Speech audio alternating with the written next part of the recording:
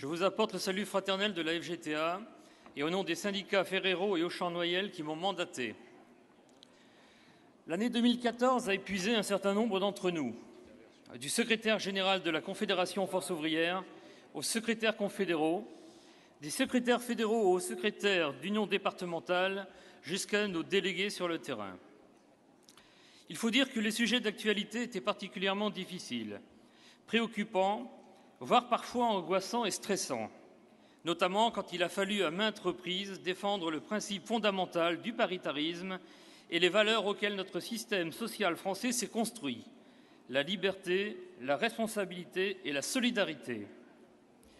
Comme par le passé, le principe de laisser aux interlocuteurs sociaux la responsabilité du pilotage des institutions doit être respecté sous le couvert du paritarisme appliqué depuis sa mise en œuvre et défendu par notre organisation syndicale.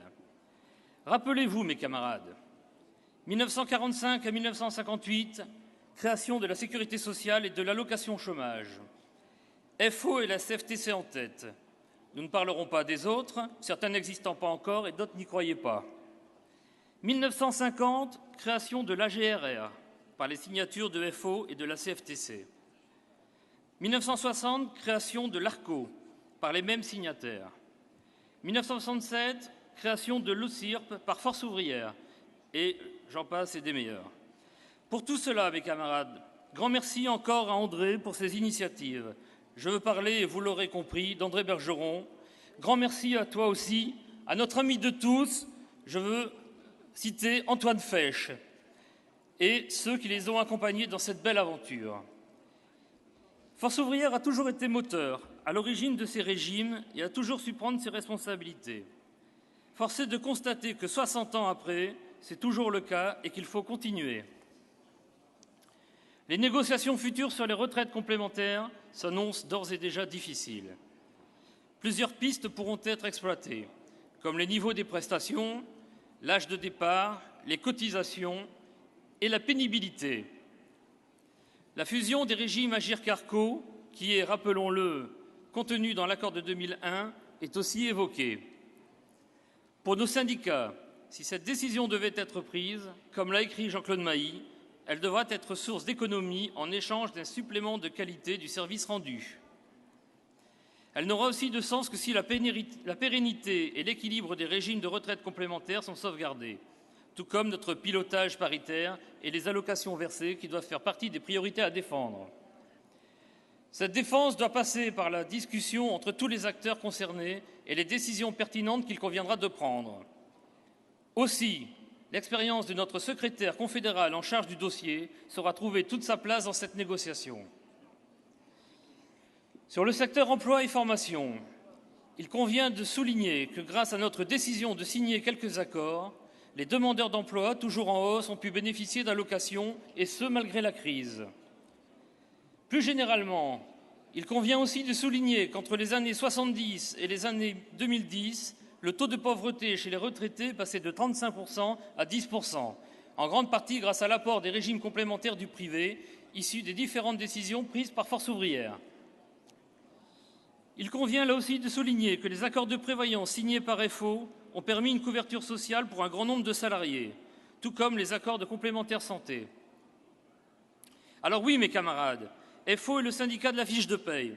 Cela n'est plus à rappeler. Mais Force ouvrière doit aussi être un défenseur du salaire différé et par tous les moyens. Mes camarades, tout comme la FGTA, faisons-le savoir à tout va, sur le net, les réseaux sociaux, mais aussi par la distribution de tracts, dans les entreprises, les lieux publics, que si Force ouvrière n'avait pas négocié et signé ces accords, beaucoup de salariés n'auraient pas de couverture sociale. Valorisons le travail de FO. Relayons ensemble nos choix, nos victoires et nos revendications auprès des jeunes, des moins jeunes, du public et du privé. Tout le monde s'accordera à dire qu'aujourd'hui, la négociation n'est pas facile. Avec de l'humour, face à ce que j'appelle le Mécède-Land. Mécède-Land, c'est un mélange de MEDEF et de CFDT, au royaume de Hollande. Je veux parler de notre cher président, bien sûr, pas du pays. Où là, il y prospère, yoplaboum, Valls et Macron, les apôtres au service de ce diable de Gattaz, non pas celui même de Tasmanie, mais bel et bien du Medefland. Comme on dit aussi à la CFTC, c'est pas mieux, Reps, amen. Chacun son pacte. Nous, à Force ouvrière, nous ne pactons pas, nous négocions et nous contractons. Aussi, je ne saurais terminer sans rendre hommage à nos négociateurs confédéraux qui ont du mérite à pouvoir néanmoins signer des accords dans cet environnement de voyous. Félicitations, mes camarades. Mais aussi, féliciter l'ensemble des secrétaires confédéraux qui n'ont pas démérité et dire qu'au nom des syndicats que je représente ici, nous voterons favorablement les rapports qui nous ont été présentés. Mes très chers camarades, continuons de lutter contre les méfaits qui nous guettent. La généralisation des ouvertures du dimanche, la baisse des salaires, quels qu'ils soient, la remise en cause des mandats syndicaux, la représentativité, la mise à mal du paritarisme.